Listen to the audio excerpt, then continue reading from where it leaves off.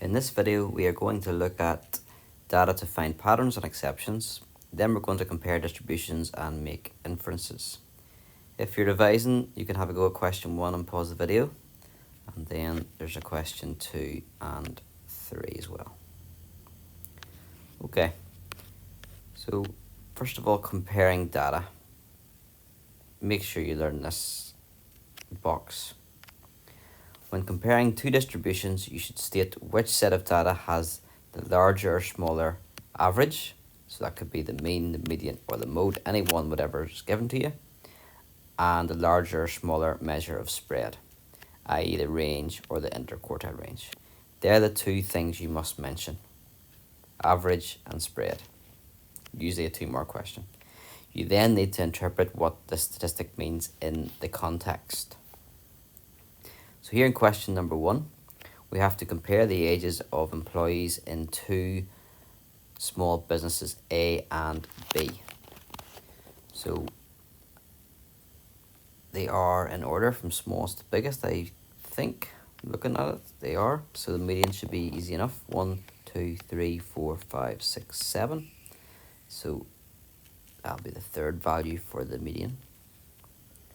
So let's go with A. A median is 28 and B median 38. I could then look at the mode and the mean. Probably the mode's not actually useful in this one at all. But I've got the median, and that was quick and easy, and I'm happy enough with that. I think it does represent the data well enough. So I've got a measure for the average, and now I need a measure of the spread. How spread out is it? So the range for A is between 56 and 20, so 56 minus 20 is 36. And the range for B is 52 minus 30, which is 22. Okay, we're now in a position where we can compare them.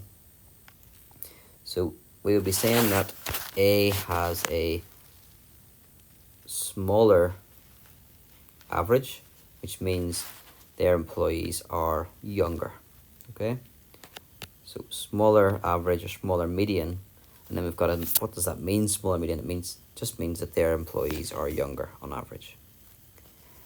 And then we would say, what about the range? That tells you how spread out the ages are, and A has got a larger range than B, so you would say the range is larger for A, which means the ages in A is more spread out.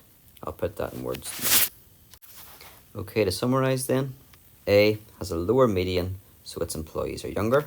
So the mathematical statement, and then we interpret it. A has a larger range, mathematical statement. We interpret that to say that so the ages of its employees is more varied. You could go the opposite way and talk about B. You could say B has a higher median, so its employees are older. You could say B has a smaller range, so the ages of its employees is less varied, or more consistent, or less spread out. Okay, choosing an appropriate average then. Sometimes it is better to choose a particular statistical average than either of the other two. And I had that sort of dilemma here. It wasn't a dilemma, I just went with median and I was happy with it. But there is sometimes, and probably should say, there was a mode for A, 24. There was no mode for B. They're all the mode, or there's no mode. There's nothing, no common one. So mode is a bit useless there. So we have to think about which average we do use. So you should use the following as a rough guide to help you choose the most appropriate average. Sometimes more than one average can be appropriate as long as their use can be justified. Ignore that and. So when all the values have to be taken into account, you choose the mean, because the mean will add up all the values will be in the calculation. When there are one or two very small or one or two very large values that distort the mean, you choose the median. Or when you want half the values to be above or below the average, you choose the median. When you want the most popular value, you choose the mode. And when all the values are not numerical, i.e. they're qualitative data, you choose the mode. Okay, number 2. These aren't always clear cut. So these are the salaries of 5 employees in a small business. Have a look at them. Which average would not be a fair representation of the salaries? Okay, this is a case of maybe a small business where you've got 4 people working for the same wage, and then you've maybe got a boss who's obviously taking in most of the earnings here and not really sharing it out. But this person distorts the average. I would say it would distort the average, so we don't want that really involved. You would probably say the average salary is based on these 4 people. So we're looking at this one here, when 1 or 2 very small or very large values distort the mean, choose the median. So you'd want to look at the middle one there. Okay, I'll just put that in writing. Okay, so which average would not be a fair representation of the salaries? It's the mean, because that extreme value of 85,300, when you combine it to make the mean, it would skew the average upwards. That just means it makes the average higher than realistically what it should be, because it should probably be based on those ones. Okay, 3A. Just not straight enough for your eyes there. Probably, yeah. Anyway, move on. 3A. 12 people go out for dinner, and the cost of their meals individually were £14, £14, and so on. Have a look at the data, though. That could be important. They decide to split the bill. Which average would be most useful to determine how much each person pays? Might not be immediately obvious, but if we choose the mode, for example, the mode, there were 4 people who had £15. So if we went with the mode and said everyone pays £15, well, the bill won't be paid. There's going to be a shortage. Some people need to pay more because they have the £27 meal. What about the median?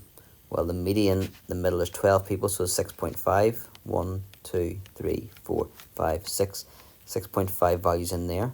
If everyone gave £15.50, the bill still wouldn't get paid overall. So to make sure the bill gets paid, you're going to have to use the mean. You're going to have to use all the values to get the total. When you add up all the values, that will tell you actually what the bill comes to, and then you split it up between the 12 people. So which average would be the most useful to determine? The answer for that would be the mean. You need to include all the values, okay? Didn't ask for an explanation there, so it's just verbal, that one. Part B, Karen. Karen's meal costs £17, and she feels that by splitting the bill, she is paying more than she should. She claimed her meal was cheaper than more than half the people at dinner.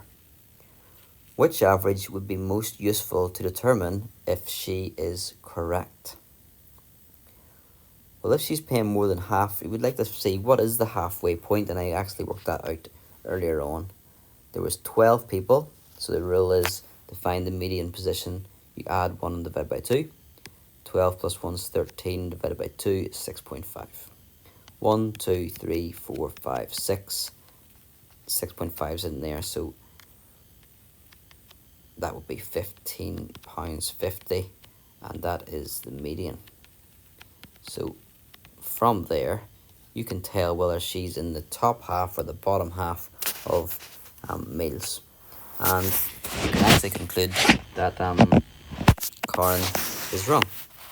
She's actually in the higher half. There's more than half the people, there's at least half the people, there's actually more than half the people that paid, that had a meal that was cost less than hers. So you could very quickly say to Karen, the median is £15.50, you're above the median, so you're actually in the higher half, and that's very quick and easy to shut down that argument, if there is one.